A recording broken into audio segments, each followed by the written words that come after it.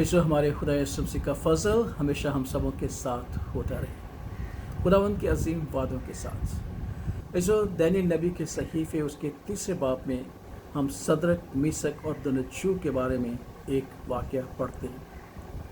नबूकदनेस्सर बादशाह जिसने यरूशलेम को और हैकल को तबाह किया था और यरूशलेम के लोगों को असीर करके अपने शहर ले गया था, उसने एक सोने की मूरत बनाई और अपनी मुमलकत में ये मुनादी की कि जिस दिन उस मूरत की तकदीस होगी सब लोग वहाँ इकट्ठे हों और उसको सिजदा करें। जिस दिन उस मूरत की तकदीस हुई, हम देखते हैं कि सदरक, मीसक, अबदनगो ने सिजदा न किया। और जब बादशाह को इस बात का इल्म हुआ तो बादशाह ने इन तीनों को बुलाया जो दानियल के रफ़ीकों में से थे, और बादशाह ने उनसे कहा, क्या तुम्हें मालूम न था कि मैंने ये हुक्म किया है कि जो मेरे सोने की मूरत की तकदीस के वक्त उसको सिजदा न करेंगे वो आग की भट्टी में डाल दिए जाएंगे। उन्होंने कहा, ऐ बादशाह, हम ऐसा नहीं कर सकते और ना करेंगे, क्योंकि हम अपने खुदा की इबादत और परस्तश करते हैं।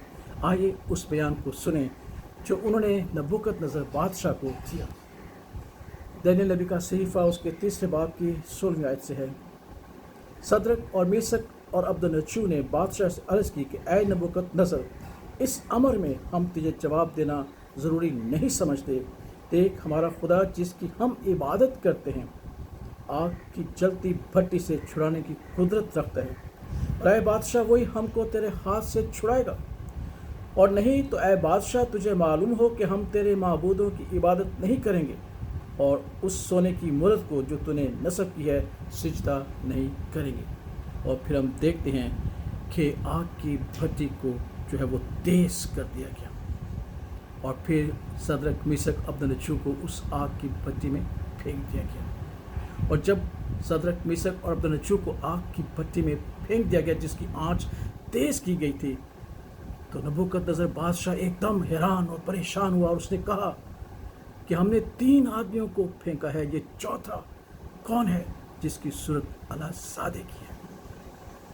तब उसने उन्हें बाहर निकाला और जब बाहर निकाला तो इस बात का इकरार किया कि सदरक, मीसक और अबदनगो के बदनों से, उनके कपड़ों से चलने की बू तक नहीं आती। और फिर उसने इस बात का इकरार करते हुए कहा 29वीं आयत में, इसलिए मैं ये फरमान जारी करता हूँ कि जो कौम या उम्मत या अहले लुगत सदरक, मीसक, अबदनगो के खुदा के हक़ में कोई नामुनासिब बात कहे, उनके टुकड़े टुकड़े किए जाएंगे और उनके घर को मजबला हो जाएंगे, क्योंकि कोई दूसरा माबूद नहीं जो इस तरह से रिहाई दे। कोई दूसरा माबूद नहीं जो इस तरीके से रिहाई दे, क्योंकि खुदावंद ने अपने इकलौते बेटे को जो इलासात है उस जलती हुई भट्टी में भेजा और सदरक और मीसक और अबदनगो को बचा लिया। और ये खुदावंद की असीम बातों में से। आइए ईसाया नबी का सहीफा उसका 43वां बाब, और हम देखते हैं कि उसकी दूसरी आयत का आखिरी हिस्सा, जहाँ खुदा का पाक कलाम इस वादे को बयान करता है कि जब तू आग पर चलेगा तो तुझे आँच न लगेगी और शोले तुझे न जलाएंगे। जब तू आग पर चलेगा तो तुझे आँच न लगेगी और शोले तुझे न जलाएंगे।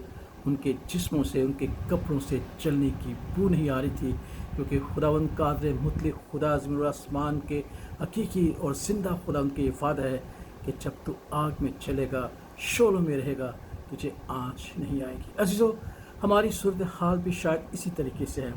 हम बेशक जलती हुई भट्टी में तो नहीं, लेकिन उससे ज़्यादा तफशीशनाक सूरत हाल से हम गुजर रहे हैं। लेकिन याद रखिएगा, खुदावंद का वादा है कि अगर वो जलती हुई भट्टी में से अपने लोगों को बचा सकता है तो ऐसी सूरत हाल में ज़रूर हमें बचाएगा और हमारे साथ होगा, क्योंकि वो हमेशा हमारे साथ रहता है। और उसका ये वादा है कि शोले तुमको नुकसान ना पहुंचाएंगे, आग तुमको कुछ नुकसान ना पहुंचाएगी, क्योंकि मैं तुम्हारे साथ हूँ और मेरा इकलौता बेटा जलती हुई भट्टी में से तुम्हें बचाने की कुदरत रखता है। इसलिए आइए खुदावंद के अज़ीम वादे पर यकीन कीजिएगा। अगर ये सूरत हाल नहायत तफशीशनाक और हमारे लिए भयानक है तो भी यकीन कीजिएगा खुदावंद हमें इस जलती हुई भट्टी से ज़रूर बचाकर महफूज रखेगा और अपनी बरकत बख्शेगा। खुदावंद इस कलाम के वसीला से आपको बरकत और सलामती बख्शे। आमीन।